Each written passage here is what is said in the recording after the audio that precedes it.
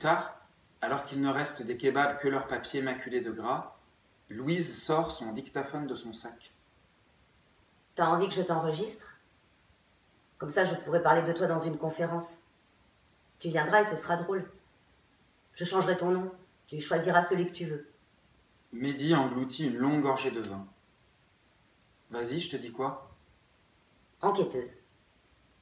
En quoi consistait ton travail chez Lacombe? Enquêter. Opérateur de production. C'est le nom compliqué qu'ils utilisent pour nous faire oublier qu'on fait rien. Comment ça, vous faites rien? On fait rien, ouais. Tu peux pas savoir comment c'est si tu n'y as pas été. Tu sais, mon père, il dit qu'on est ouvrier. Ton père aussi. Moi, je crois pas.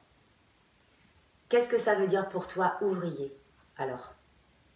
Ceux qui se disent ouvriers, c'est ceux qui sont fixes, qui peuvent se payer une maison à la frontière s'ils arrivent à travailler assez longtemps sans se casser le dos, se faire licencier ou se tuer sur la route. Moi, mon père, il était ouvrier. Quand t'es intérimaire, t'as beau faire le travail d'un ouvrier, t'es pas ouvrier. C'est un vieux mot de toute façon, il est presque plus utilisé. Ton frère, il l'utilise, parce qu'il doit rêver du communisme ou un truc comme ça. Et je suis sûr que maintenant qu'il a été opérateur, il l'utilise plus. C'est un mot que les gens qui n'ont jamais mis les pieds dans une usine utilisent pour rêver.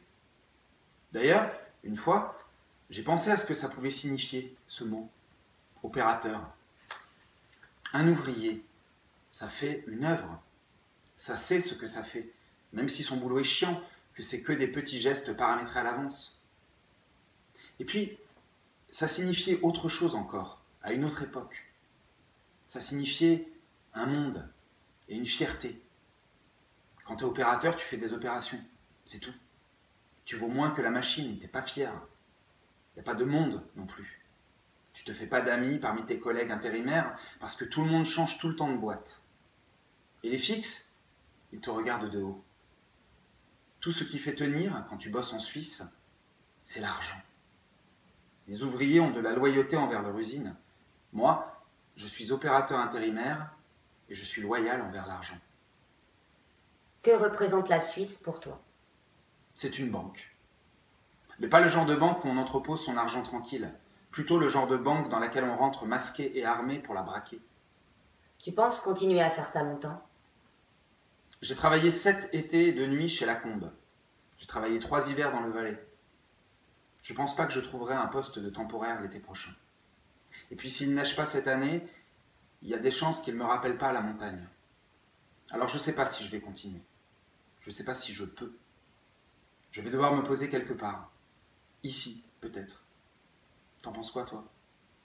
T'auras envie que je continue comme ça longtemps? J'en sais rien.